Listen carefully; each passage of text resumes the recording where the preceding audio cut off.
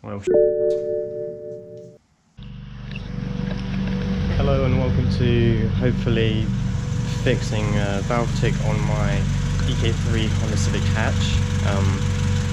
This is the before. As you can hear, it's quite ticky. It doesn't sound too great, so hopefully we'll adjust the valve clearance today and hopefully resolve the issue.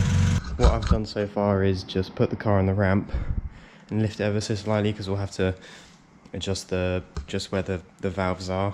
So yeah, you'll have to take off this wheel to get to a little hole back there, which I don't know if you can see. First step is taking the valve cover off. We'll see how it goes. What we're going to start with is taking all these coil pack things off, because they'll be in the way when we're taking off the valve cover. So just make sure you remember which one goes to which spark plug. Okay, so I've taken off the coil packs. Now what I'm going to do is take off all these bolts. I believe they're 10 mils, and then obviously take this little breather hose. Just crack all these off. So yeah, 5 bolts. This one I believe you don't have to take off because it's just a bracket for the coil packs. The other thing to think about when doing this is to getting a new valve cover gasket, because you might as well just replace it seeing as you're taking it off. It's just one of those things that whilst you're there, replace it just to make your life a little bit easier.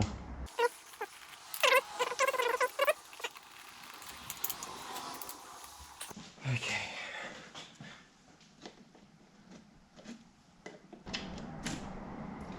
Okay. What?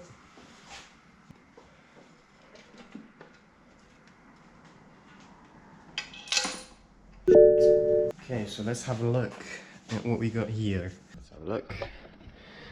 So, no major scoring anywhere except for here, and doesn't look too excessive. Yeah, honestly, not too bad. Definitely could have been worse.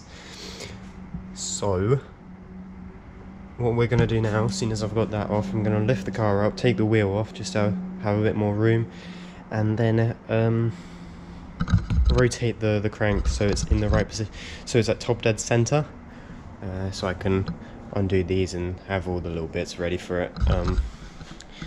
So yeah, it looks all right. The other little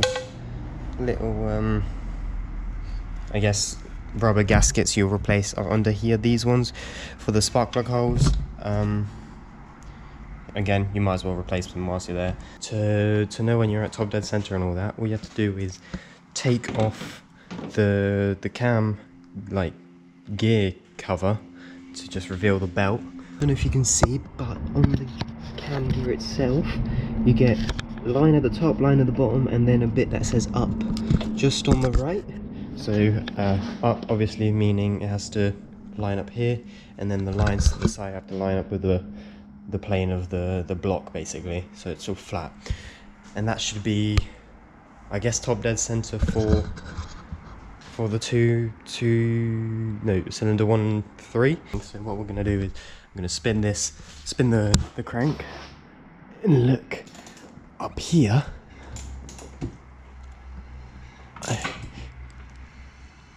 I should probably took the spark plugs out so it didn't have so much compression.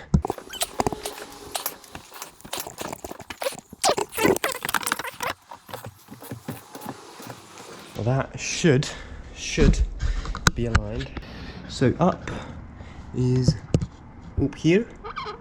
Sorry, I know I keep changing the angle, which must be quite frustrating. And then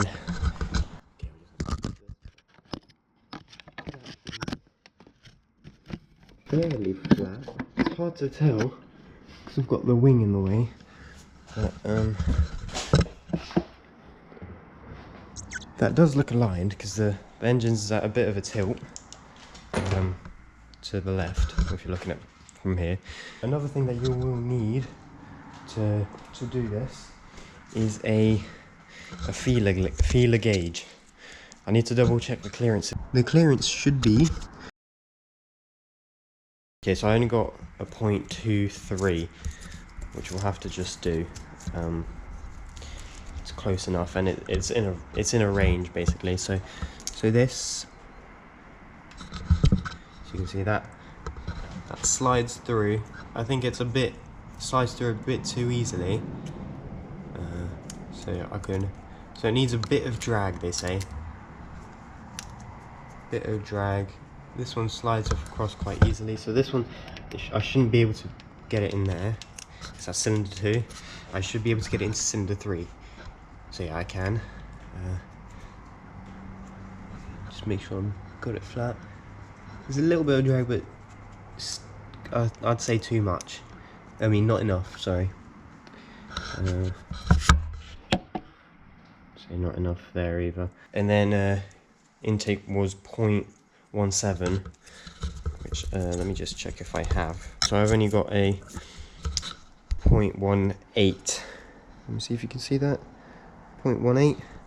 So this should only go through on cylinder 1 and 2, which it does not. Oh no, it goes through on this one, but it's really tough on, actually, again, I think I was just putting it at the wrong angle, but see, there's quite a bit of movement, and just easy movement.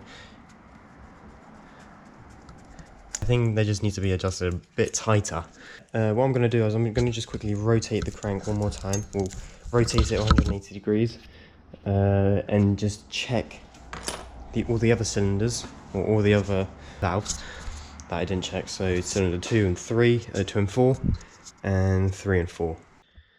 So I rotated it 180 degrees. Just make sure when you're doing it, it's not rotate the crank 180 degrees, but rotate this upper cam. Because what I did is I rotated the crank 180 degrees, so I went from the top down halfway, and that only rotated it a quarter of the way. So just make sure when you rotate it, up is down, and then the two lines are still level when doing cylinder 2 and 4 and 3 and 4 for your intake.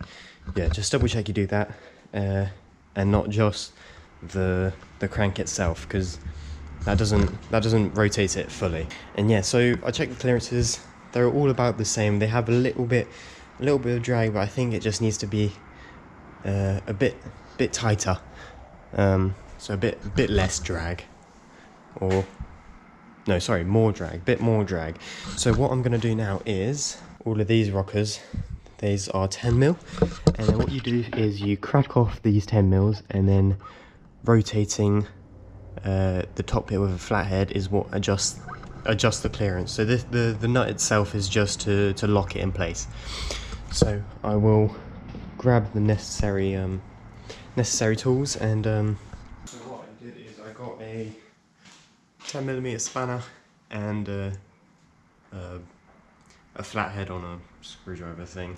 Supposedly what you're supposed to do is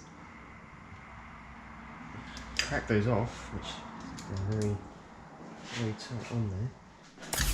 Okay, that's cracked. Okay, that's all moving. Just double check this moves. Okay, that moves.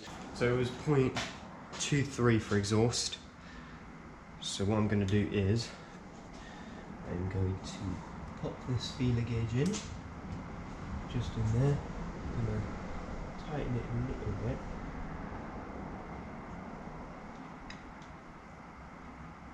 So that's actually holding it.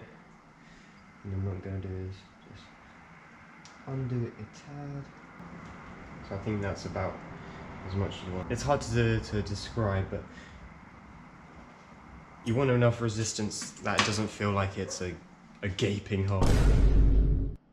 Okay, so it's a bit dark because the light died many times, but what I've done is I've checked all the clearances on all of them, and so I did cylinder, well, I think I started with 4 and 3, and then how'd it go? 4 and 3, 3 and 4 for intake, and then I checked the clearances, tightened that up, and then I just rotated the crank, and then did 1 and 3 and 1 and 2, and then just did that 2 more times. So basically I checked it all over 4 times, twice for each set, and I think it's alright. What I'm going to do now is I'm going to clean off all this gunk and whatnot from the gasket, and I'll just show you how I put the gasket for the cover, valve cover on. So yeah, so what I've got is this little cheap kit that I got on eBay. So we've got these are for spark plug holes, these are for the bolts, and then this is the main gasket. Let's flip this over, and these should just come out with a little tug. So I didn't really explain this in the video because I lost the footage, but to do the spark plug gaskets, what I did to replace them is, if you refer to my diagram, the spark plugs are the circles, and then the black bits are the gaskets. In the actual cover itself, there was these little cutouts in each of the holes where I put a long nose pliers and just twisted it until the gasket O-ring looked like this diagram just down here. Other than that, I don't know how else you would get rid of them. There's probably a way, but that's how I did it. I thought I'd just explain it. So yeah, like I said, I double checked it because I'm paranoid, but that should be it, and I tightened it. I believe the torque spec is 20 newton meters. I may be wrong, but you see, once you get to a certain level of mechanics like me, you just know how tight things should be, so you just got it built in. Anyway,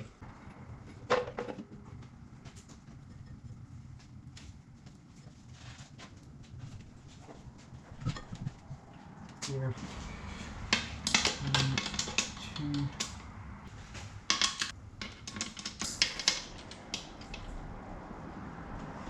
Okay. 1, 2, 3.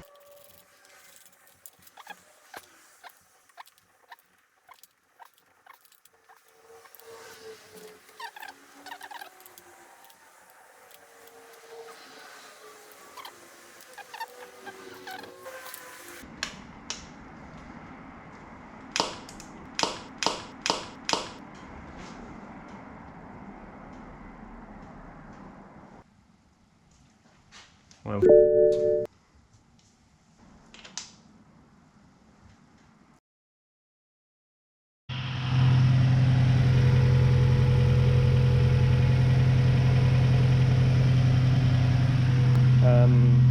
The cam covers bolt is fixed. All the little bits are out. Yeah, it's probably my fault it snapped, but oh well. It sounds a little bit quieter, but I'll have to check in the recordings. Anyway, this is how to do valve clearances.